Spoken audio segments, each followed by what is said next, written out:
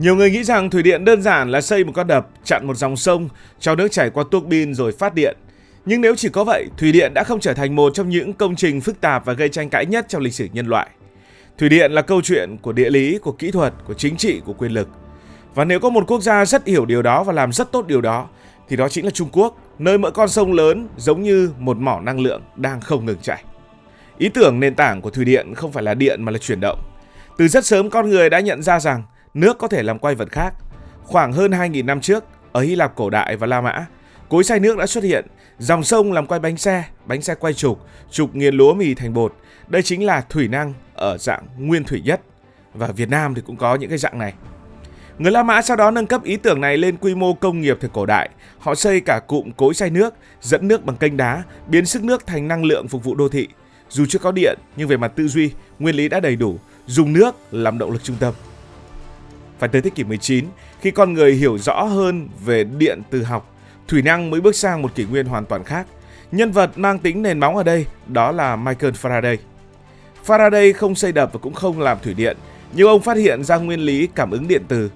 Khi một cuộn dây quay trong từ trường nó sinh ra điện, phát hiện này đặt nền móng cho mọi máy phát điện sau này, từ nhiệt điện, thủy điện cho tới điện gió. Nói cách khác, Faraday là người đã trả lời câu hỏi làm thế nào để biến chuyển động thành điện, còn việc tạo ra chuyển động bằng nước, con người đã biết từ hàng nghìn năm trước. Nhà máy thủy điện đúng nghĩa đầu tiên được ghi nhận rộng rãi xuất hiện vào cuối thế kỷ 19, một cột mốc mang tính biểu tượng, đó là nhà máy thủy điện Niagara, được đưa vào vận hành năm 1895. Tại đây, dòng nước khổng lồ của thác Niagara đã được dẫn qua tua bin, quay máy phát và truyền điện đi xa hàng chục km. Đây là lần đầu tiên con người chứng minh rằng thủy điện không chỉ để dùng tại chỗ mà có thể trở thành một hệ thống điện quy mô lớn để phục vụ xã hội. Niagara không chỉ là một nhà máy, nó là tuyên bố rằng các con sông lớn có thể trở thành nhà máy thủy điện của tự nhiên. Bước sang thế kỷ 20, thủy điện không còn là câu chuyện của những kỹ sư đơn lẻ mà nó trở thành những dự án quốc gia. Một nhân vật tiêu biểu cho giai đoạn này đó là Franklin Roosevelt. Trong thời kỳ đại khủng hoảng, Mỹ triển khai các dự án thủy điện khổng lồ như là đập Hoover, vừa tạo ra việc làm, vừa cung cấp điện, vừa kiểm soát lũ lụt. Từ đây thủy điện được nhìn nhận như hạ tầng chiến lược, không đơn thuần là nguồn năng lượng. Tư duy này sau đó được nhiều quốc gia học theo, đặc biệt là Liên Xô và Trung Quốc, nơi thủy điện gắn chặt với công nghiệp hóa và quyền lực của nhà nước. Cụ thể, nó được xây như thế nào? Xây một nhà máy thủy điện không bắt đầu bằng bê tông, mà bắt đầu bằng việc thuần hóa dòng sông. Trước khi có đập, người ta phải khảo sát toàn bộ lưu vực, nước đến từ đâu, mùa mưa, mùa khô chênh lệch như thế nào, lượng phù sa là bao nhiêu, lũ lớn nhất từng ghi nhận ra sao.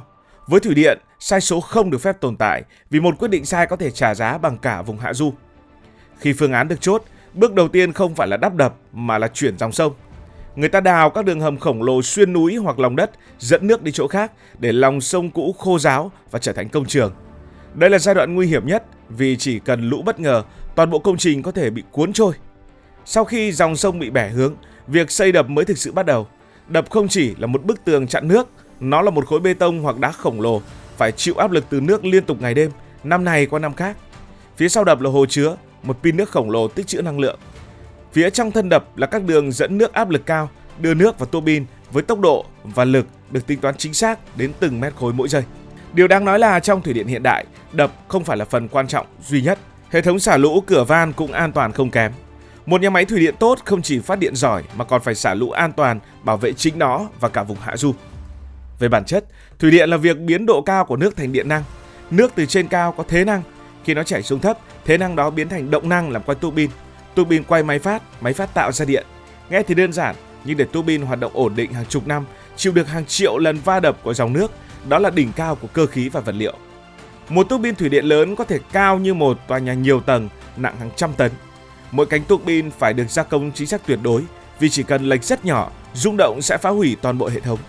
Thủy điện vì thế nhìn thì xanh, nhưng để xây dựng được nó phải đi qua một giai đoạn công nghiệp nặng cực kỳ tốn kém và phức tạp.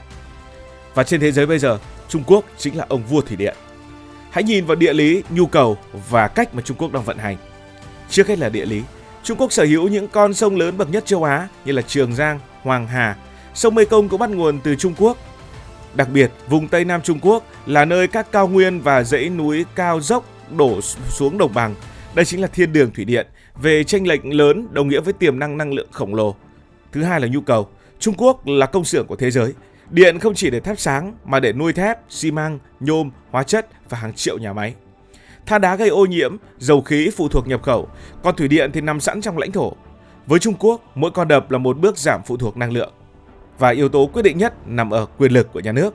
Thủy điện luôn đi kèm với việc di rời dân cư, thay đổi môi trường, thậm chí có những tranh cãi. Rất ít quốc gia có thể đưa ra những quyết định nhanh, mạnh và nhất quán cho các dự án như Trung Quốc. Trung Quốc làm được khi nhà nước xác định thủy điện là chiến lược, các nguồn lực được dồn vào với quy mô mà ít nơi nào sánh kịp. Không thể nói về thủy điện Trung Quốc mà không nhắc đến đập Tam Hiệp. Đây không chỉ là nhà máy thủy điện lớn nhất thế giới tính theo công suất lắp đặt, mà còn là biểu tượng cô đọng nhất cho tư duy làm tới cùng của Trung Quốc. Đã làm thì phải làm lớn, làm triệt để và làm để thay đổi hẳn cục diện. Tam Hiệp chặn dòng Trường Giang, con sông dài nhất châu Á, xương sống kinh tế của Trung Quốc suốt hàng nghìn năm. Việc chặn dòng này không phải là một quyết định kỹ thuật đơn thuần mà là quyết định mang tính lịch sử. Đập tạo ra một hồ chứa dài hàng trăm km, mực nước dâng cao tới mức nuốt trọn các thị trấn, làng mạc và bến cảng cũ. Hơn 1 triệu người buộc phải di rời, một con số mà rất ít quốc gia trên thế giới có thể chấp nhận cho một dự án hạ tầng duy nhất.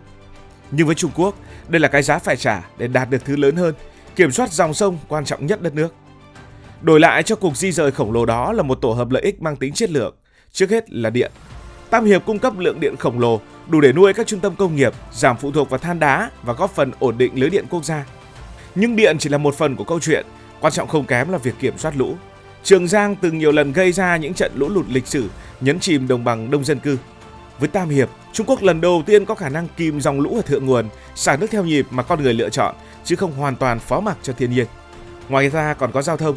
Trước Tam Hiệp, nhiều đoạn Trường Giang có gành thác, mực nước thất thường, tàu lớn khó đi. Sau Tam Hiệp, mực nước ổn định, biến một đoạn sông hiểm trở thành tuyến vận tải nội địa chiến lược. Tàu hàng trọng tải lớn có thể đi sâu vào nội địa, kéo theo cả một chuỗi phát triển kinh tế dọc hai bờ sông. Thậm chí Trung Quốc còn xây cả thang nâng tàu khổng lồ, cho phép tàu vượt qua con đập như đi thang máy, một hình ảnh rất tiêu biểu cho tham vọng thuần hóa thiên nhiên của Trung Quốc. Với Trung Quốc, Tam Hiệp mang ý nghĩa sâu xa hơn cả một nhà máy thủy điện. Nó là lời khẳng định rằng con người nếu có đủ ý chí và quyền lực có thể tái định hình cả một con sông dài hàng nghìn cây số, thay đổi dòng chảy của tự nhiên để phục vụ chiến lược phát triển quốc gia. Và chính từ Tam Hiệp, thế giới hiểu vì sao Trung Quốc được gọi là vua thủy điện, không phải chỉ vì họ có nhiều đập, mà vì họ sẵn sàng trả những cái giá rất lớn để kiểm soát nguồn năng lượng đang chảy. Khi Trung Quốc đang xây dựng ở thượng nguồn các con sông quốc tế những nhà máy thủy điện, câu chuyện không còn là điện mà là quyền kiểm soát nước.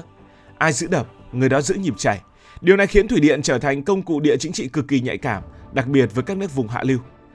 Với Trung Quốc, thủy điện vừa là nguồn năng lượng, vừa là đòn bẩy chiến lược dài hạn. Và đó là lý do vì sao họ đầu tư mạnh, làm lớn và làm liên tục, bất chấp những tranh cãi. Cảm ơn vì đã quan tâm theo dõi câu chuyện này. Nếu cảm thấy thú vị, bạn có thể nhấn nút đăng ký kênh, bật chuông thông báo và chia sẻ. Còn bây giờ thì xin được nói lời chào tạm biệt.